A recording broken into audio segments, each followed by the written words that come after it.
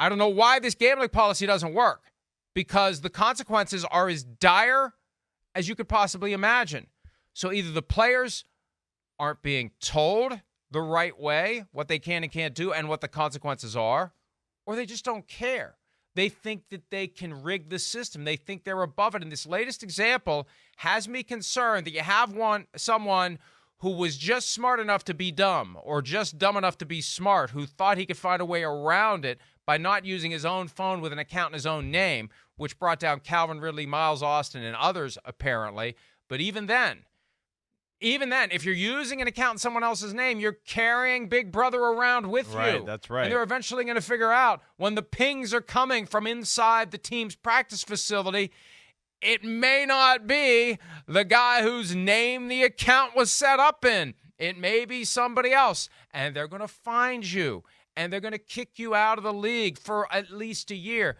And Isaiah Rodgers, Colts cornerback and kick returner, punt returner, based upon the report that landed yesterday from sportshandle.com, and this thing came out of the blue, I think he is going to end up being done. If this is true, pervasive betting, including wagers on the Colts or games involving the Colts. We don't know whether he bet on the Colts or against the Colts. Right. Give him the benefit of the doubt and say that at least he was betting for his team to win. Yeah.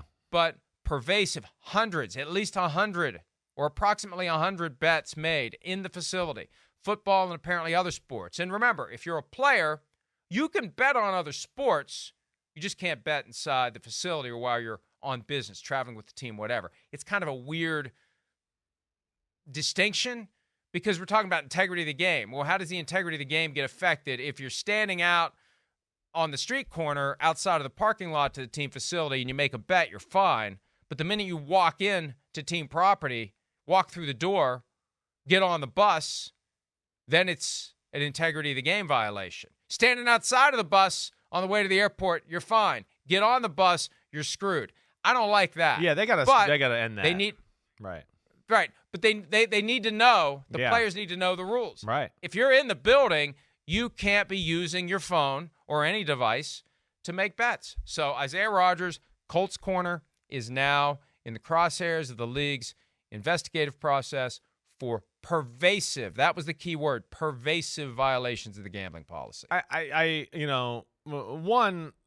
have a hard time thinking that a player right now in the NFL, and especially Isaiah Rodgers Sr., who's been around the NFL here for a few years, wouldn't be aware of, what the gambling rules and policy is for the NFL. And then especially on the heels of Calvin Ridley Jr. and all that stuff as well, where that's been well publicized, and we've had a few other incidents in sports. Now, I'm with you. Like, hey, let's just make it you can't bet on football. Who cares if he's in the locker room betting on an NBA game or standing in the parking lot and betting on an NBA game? That's a stupid part of the rule that I agree with you. I don't get. But with this one here, I mean, it's hard to believe. First off, Isaiah Rodgers, it doesn't look like he's going to be able to claim he wasn't aware of what was going on or this was just a mistake. I mean, it doesn't look like that as we sit here right now. As you've already mentioned, when you change names and try to skirt the system, exactly, that means you knew. And then, as we're sitting here too, and all we've learned over the last 24 hours about the amount of bets and how much he was doing this. This looks like a guy that was, really having fun with it, knew what he was doing, and thought he was skirting the system. And I'm with you. I kind of, when it first came out, I went, oh, okay, normal suspension. Oh, he's in trouble, blah, blah, blah. But then as the night went on and we saw more and more, I went, oh, man, whoa, okay. Well, this guy might be a year, 2 years, maybe never again if it gets as serious as I think it might be here and there's as many bets as we're hearing about right now. I think if he was betting on Colts games, he never played. It's over. Exactly right. I agree. If it's Colts game, he's done. There's Win no or way. lose. Win or lose. Yeah. Win or lose. Yeah. And Chris, and this is why I'm going to take a step back here. The NFL implemented the gambling policy through the powers that the commissioner has to protect the integrity of the game. They were unilaterally developed and implemented without bargaining with the NFL Players Association. Yeah. And the union has gone along with it. The union has deferred to the powers of the commissioner to protect the integrity of the game. that's fine. But when you are splitting hairs like it's okay to bet on all other sports if you're standing out on the street corner outside the team facility, but once you go through the doors, it's an integrity of the game violation and you must be suspended at least 6 games, that doesn't make sense to me. And that seems like the kind of fine point that needs to be bargained, that needs to be negotiated. And even if, and this is why, and I don't care. I don't care. Management always wants to make the rules, and they want to tell the union to sit down and shut up. We're going to do it our way. And if they find an area where the union will sit down and shut up, they're going to do whatever the hell they want. And sometimes you should want, as management, if you have a unionized labor force that you respect, if you respect leadership of the union, it's a partnership. Everything about the game is a partnership. We grow this together. We are arm in arm, hand in hand. We are two parts of the same, two sides of a coin, yin and the yang, whatever you want to say. It needs to be a partnership. You need to bring the union to the table when you develop this policy. Why do you want to shut them out? Why do you want to not give them a say? Why do you not want to empower the players generally? Maybe they'll understand it better if they were part of the development of the policy. Maybe they won't just sit there and say, hey, this is your policy. This is your mess. You clean it up. Because I'd like to think that somebody, if there would have been true bargaining on this, would have said, does it really make sense? Does it really make sense to let these guys bet on any sport they want as long as they don't do it on team property? What's the difference? Maybe they shouldn't be allowed to bet on anything. Why have sports wagering on anything? Because one of the concerns is you're going to get a little too cozy with the gold chains and chest hair crowd. And you're going to end up being compromised. Yeah, and you're going to owe somebody named Vito a lot of money. Yeah. And the next thing you know, in lieu of paying it back, he wants a little inside information. And then he wants a little more inside information. And then he wants you to, maybe fall down while you're covering that receiver, whatever the case may be. So if you're concerned about integrity of the game, I think the firewall should be while you're playing professional football or any professional sport, you suspend any betting on any sport of any kind until you're done. And see, it was easier to sell that when gambling on sports was illegal. It's harder to sell it now when everybody's walking around with Big Brother making their bets all the time. But again, it makes more sense from an education standpoint if the players are just told, thou shalt not wager on sports anywhere, any place, ever, period. That's easier. Yeah. I don't disagree with you there. I think it is easy. Now, again, if this guy's betting on football, it doesn't matter where he is. That's where he's crossed the line. But you never know what leads someone into it. You've got this app, and I can bet on baseball at home. I can bet on basketball. Yeah. Will they find out? They won't find out. I'm using the name of somebody else in the account. They won't find out. Why let them get their hand close to the flame? I hear that. Pull everybody's hand away from the flame and say, none of it. And if you get the union involved, maybe you can get the union to buy into that. Hey, go sell it to your rank and file. No gambling on sports while you're playing in the NFL. If that's too much to ask, there's plenty of other guys who will play in the NFL and agree to not gamble on sports. Yeah, I'm with you on that one. I am. Your NFL sports career, if you're not Tom Brady or Aaron Rodgers, I mean, it's a short-lived career. We know that in the big picture of life. I think it is best probably for the integrity of all sports. Like, I don't care what sport you're in. Yeah, you can't bet on sports while you're a professional athlete. Even like you're saying, it can lead to too many compromising situations throughout. I think there's a lot of unintended consequences there. So yeah, NFLPA, it'd be nice for them to come up with a common sense solution of like what you said. Oh wait, I'm over here 100 feet outside the facility. I can bet. Oh wait, I'm inside and now it's illegal because it's a basketball game. Yeah, how about just put the kibosh on all of that and just no betting at all? I hear you there. Now, with this particular case, right? And as you're saying, it doesn't mean anything. I mean, this one is like, what? Like, come on. There's no way. There's no way that in training camp this year with Isaiah Rodgers being at the point of his career where he is, where you go, hey, it's year 4. He's been in 4 training camps. They were playing gambling policy things in training camp when I was playing. So, there's no excuse for this. And he obviously knew what he was doing. And this is dangerous territory. And I think that's why, to your point, and I agree with you, I think you just got to make it where, no, professional athletes can't bet on any sports, period. Because now, of course, the conspiracies are in here. And I know this has to do with football, but people like our producer, Pete Demolitis, and everybody else, and everybody else in the sports media world was looking for plays for Isaiah Rodgers, and did he blow a game, and because of betting or gambling. This is one of the first ones I saw right here. Until we know that he bet against the Colts, though, this is pointless. It doesn't matter. Discussion. Exactly right. You're right. Right. But we're all going to wonder with this now, and he has no excuse in this one, and I just can't believe he did it. Right. It's a shame for the Colts, and it's a shame for him. Well, and if there's evidence that he bet against the Colts on that game, then that play is an indictment on him. If he bet on the Colts in that game, then it's just a bad play. Yeah. If he didn't bet on that game at all, then it's completely irrelevant. Right. But to the extent that they've got the digital footprint, courtesy of his cell phone device, they'll know what games he bet on, what games he didn't bet on. And I hope that we will have full and complete transparency between the NFL and the Indiana Gaming Commission, which was also investigating this and is investigating this. They'll triangulate and they'll find out and they'll know exactly what he bet on and when. And we need to have all that information. I think it needs to be publicized as a cautionary tale, because I think the more it gets talked about, the greater the chance that other guys are going to understand it. Because, Chris, I want to let's compare this to other policies. Yeah. Like, players know not to use PEDs. And I think usually at this point, the guys who get caught are the ones who have the masking agent that isn't as effective as they thought it was. Right. But they know damn well what they're doing.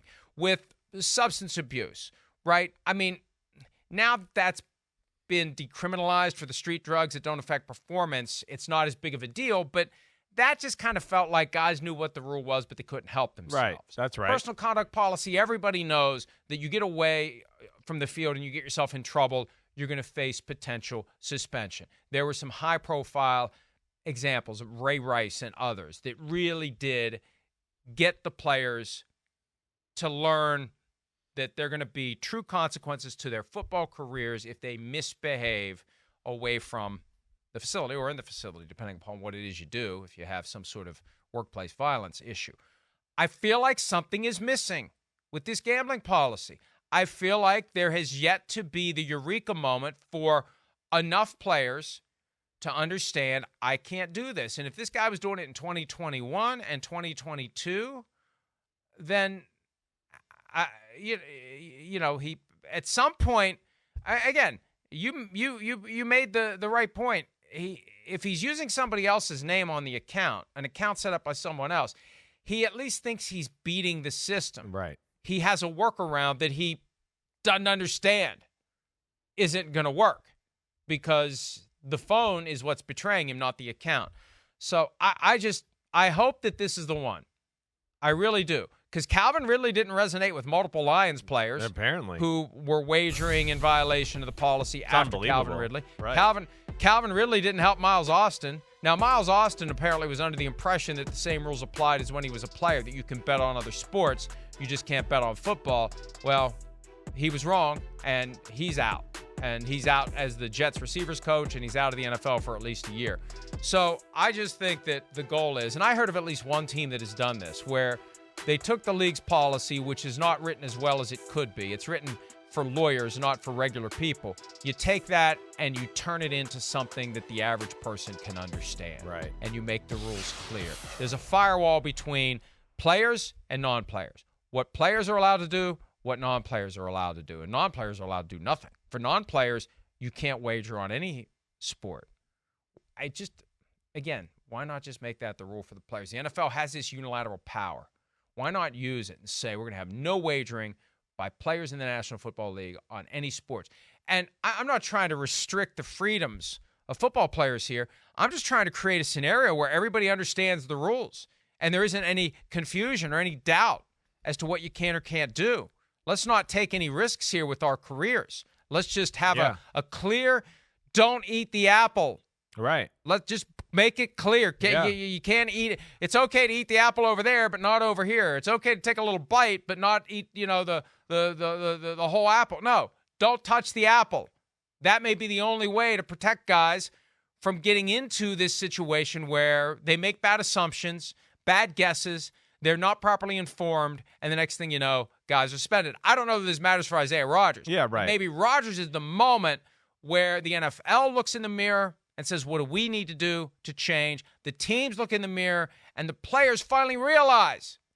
All players need to realize you're going to jeopardize your ability to play by screwing around with this stuff. Even worse than any of the other policies out there. This is the one where it's no questions asked. It's get the hell out of here. 6 games or a full year or maybe your entire career, which I still think is what's going to happen with Isaiah Rodgers. Yeah, it could. Definitely could. I mean, I like what you're saying. I think you make it clear, cut, concise, whatever. It's best for the players, like you're saying. It's best for the integrity of the game and the shield and everything there. That's what's important. I think, again, who knows what happens here? Yeah, he bets, my mind goes, okay, yeah, he set up a fake account. He bets on a few basketball games. And, oh, wait, I'm $800, $1,000 in the hole. Well, it's a fake account. Oh, I mean, hey, we watched this team last week. We studied and prepared this team in the NFL. I can make that $800 back. I know that team. I'm going to bet on that NFL game. First off, that's where I think it can lean into the wormhole of compromising yourself and then gambling on your particular sport. You get in the hole about another sport and you go, well, I got some knowledge of this one. I'm not under my name. Let me just try to sneak back some of my money here. The other thing is it's so big in our society, it's unbelievable. I mean, it's unbelievable. I mean, come on. Who do you know or not know that doesn't bet? I mean, I know people now who don't even know sports, but they just like to let me get on here and bet. And just give the billion-dollar gambling company more money, even though I don't know jack diddly crap about this subject, but I just want a little action. I mean, it's everywhere. I don't know. It's like 8 out of 10 men I know. That's all they do. They gamble on everything, anything, whatever, all the time. So that's one issue. And I'm with you, Mike. Clear cut, boom, knock it out. Now, let me ask you one other thing. This is kind of lawyery, right? Because this kind of popped up to my head, too. And especially... it popped up to my head yesterday, but then when you brought up about the NFL and the NFLPA coming to some clear guideline, is there any legality that some gambling site, casino, whatever, is just allowed to look at people's phones and tell you who's betting and then just call, hey, company that employs them, hey, we've been looking at this guy's phone. We've been, going into his secret life here, and now we're going to tell you. That's a part of that has come to my brain a little bit there too. Is there anything wrong or illegal about that? Well, I think the law requires them to do it because there are legal prohibitions against people who are involved in the sport being involved in wagering or violating the internal policies of their leagues. So that's why they got it. That's one of the points we tried to make in the aftermath of the Lions players. There were 4 Lions players and a Commanders player who back in April were suspended all in one fell swoop. And the point is, the sports books are going to rat you out. They will rat you out. They have to rat you out. And that was the gist of the email that the union sent to all agents in the aftermath of this. And it's kind of funny. The union's trying to just kind of back away from this. This isn't our mess. They don't tell the players, hey, these are the rules and you need to follow them. They're telling the agents, because I think they're trying to set up a world where it's not their fault, it's the agent's fault for not telling the players. It's the union's fault for not being more aggressive and insisting on some representation, some form of bargaining. It's a failure of the bargaining process that the league and the union did not get together and craft a policy that will be effective, practical, and that the union buys into and is motivated to properly educate the players about. That's the tragedy of this. I know. There's been a failure of education by the union, by the league, and by the teams. Otherwise, this stuff wouldn't be happening. Because, Chris, I mean, it's very simple, right? You know the rules of the game that can get you a 15-yard penalty, that can get you ejected. You know where the do not do this, stay away things are. And they drill it into their heads in practice, right? Don't take a swing at somebody after a play. That's going to get you kicked out of the game. That's going to get us a 15-yard penalty. That may change everything.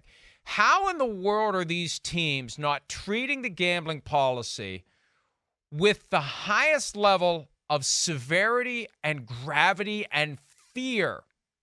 Is there a disconnect? Do the teams not realize that a lot of these young kids are gambling and have been gambling, and you need to use extreme measures to scare them straight? And maybe Isaiah Rodgers becomes the cautionary tale. But I know the football team's got a lot of stuff to do, but man, I mean, if I was employed in any capacity in any team, and fans of every team out there should be glad I'm not, I would be banging the drum, sounding the alarm. We need to go player to player and sit them down and look them in the eye and say, dude, don't do this. Your career will end if you do this. Do you understand that? Yeah, you can still go ahead and do it, but I want you to understand as you walk out of this room, if you do it, number one, you're going to get caught. Number two, when you do, you are done. How hard is that to go player to player and explain it to them that way? And listen, you know me, I'm pro player almost always, but that's one where I get a hard time wrapping my head around that. That's where I don't get it. I don't get it from this standpoint, Mike. You know, I know it's gone up even more from when I played, but when I played, first off, I can remember being a young kid. There was a sign outside the Giants locker room that said something about gambling. Okay, that was my first instance in knowing about it. But forget about me being a young kid. What about the first thing you do when you get in the NFL? The rookie symposium they show you. Before the rookie symposium, they show you. They don't have one anymore. They don't do it anymore. It costs too much. Well, costs too much. Don't do it anymore. So they still have their rookie meetings with their player development people and all that, to where you have meetings there, not only as rookies, but as a whole team too. You're gonna watch a video, and it can't be more in your face about no gambling on it. I mean, it's a 20-minute video where they say no gambling 800 times in it. There's signs in the locker rooms everywhere. That's where I don't get what players are doing. It seems like players are just going, I think I can skirt the system. That's what it feels like. Or that it's such a big part of our society that guys are more addicted to it than even I realized. I don't know, but that's where I don't understand it, Mike. You know, you do have player reps who have meetings with all the team, and they explain these things, let alone the NFL and NFLPA have a video out there. So I know it's maybe not enough, to your point, obviously not enough, but it's still a little bit like where you'd be like, wait, come on now. You'd want to call BS on some of these guys and go, what? Come on. You saw these videos. You knew that you weren't allowed to do this. Come on now. And you know, the statement that Isaiah Rodgers put out, oh, it's a mistake, blah, blah, blah. Okay, yeah, it's a mistake, but you knew what you were doing. You went to great lengths to figure out how to do it. And I don't know what the hell some of these players are thinking right now. I'm a little shocked by it. Hi, it's Mike Florio. Thanks for watching PFT on YouTube. Hit subscribe for the latest news and analysis from Pro Football Talk.